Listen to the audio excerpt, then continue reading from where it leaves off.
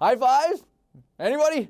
Not if you're a Milwaukee Brewer. The team has banned high fives.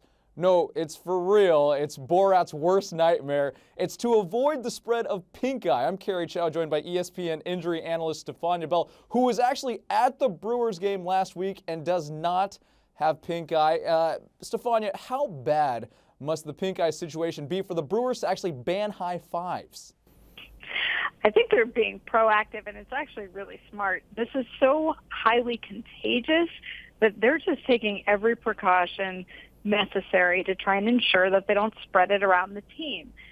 Look, if you were somebody who was a kid going to school or an adult going to work, you'd probably want to stay away for a couple of days because it's that contagious. So I completely understand them taking the measure of no high fives. They're probably doing a couple of other things too. Yeah, and how long do the symptoms for pink eye usually last? Well, it can vary, but I think a week to 10 to 12 days, depending on what you read, is reasonable.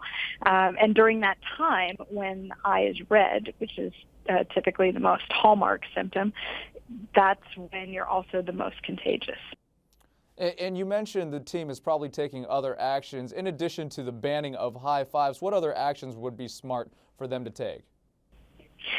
You're really trying to prevent transmission. And so an infected eye, if you rub it with your hands and then touch something with your hand, then you can pass it along. So if your hand has recently touched your eye and you high five a teammate, and then they touch their eye, that would be one way to transmit it.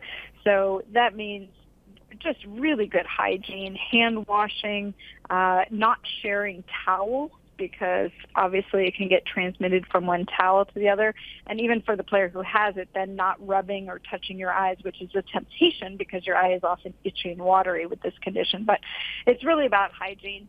And if everybody follows good hygiene, then that should help curb the, I hate to say epidemic, it's not an epidemic, but to curb the outbreak that they're experiencing in the Brewers camp.